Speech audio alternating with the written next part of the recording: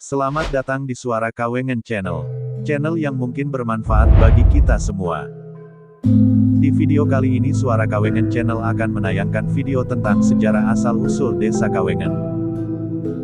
Sebelum melanjutkan menonton video ini silakan tekan tombol subscribe dan bunyikan loncengnya untuk mendapatkan notifikasi video-video menarik selanjutnya.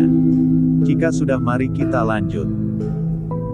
Pada zaman dahulu, ada seorang musafir yang selalu melakukan perjalanan dari Demak Bintoro menuju ke selatan dan beberapa hari kemudian kembali lagi dari arah selatan menuju ke Demak Bintoro.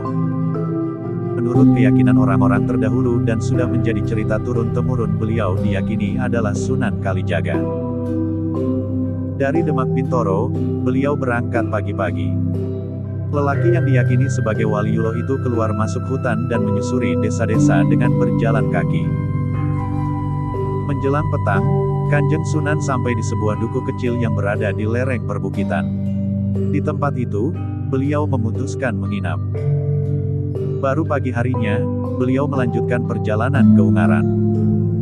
Beberapa hari kemudian, anggota Dewan Wali Songo yang paling masyhur itu pulang ke Demak Bintoro. Seperti saat berangkat, beliau memulai perjalanan pagi selepas subuh dengan berjalan kaki. Namun lagi-lagi saat sampai di duku itu, hari telah petang menjelang malam. Karena itu, Kanjeng Sunan sekali lagi harus menginap. Peristiwa itu terjadi berulang-ulang kali. Sehingga setelah mengalami hal itu, beliau pun berujar, "Besok rejaning zaman, duku iki tak jeneng ke Kawengen. Amargo ingsun tansah kewengen yen tumekan kene." Jika diterjemahkan dalam bahasa Indonesia, kelak kemudian hari, duku ini saya namakan Kawengen. Sebab, saya selalu kemalaman jika sampai di sini.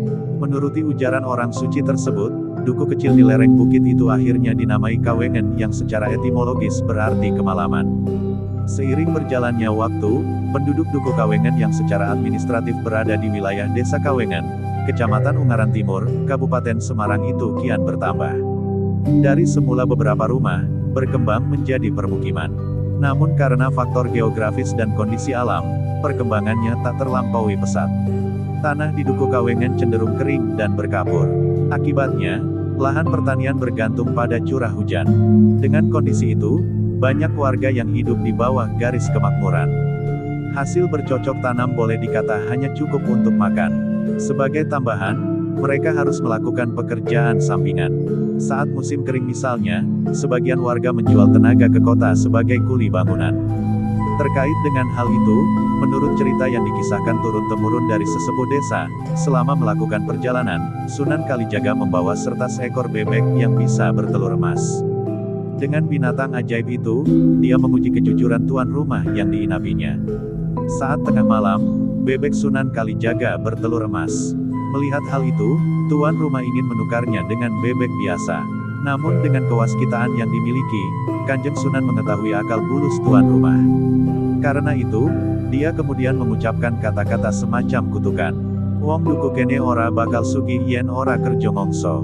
Jika diterjemahkan dalam bahasa Indonesia, warga duku ini tidak bakal kaya tanpa bekerja keras dan bekerja cerdas. Dan ternyata terbukti, perkataan Kanjeng Sunan itu hingga saat ini masih berlaku. Kebanyakan dari warga Desa Kawengen yang saat ini kehidupan mereka bisa dikatakan kaya karena hasil dari bekerja keras dan bekerja cerdas. Begitulah sedikit cerita tentang asal-usul Desa Kawengen.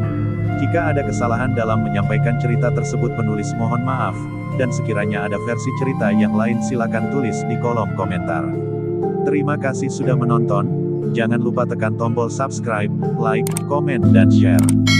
Sampai jumpa di video-video menarik selanjutnya.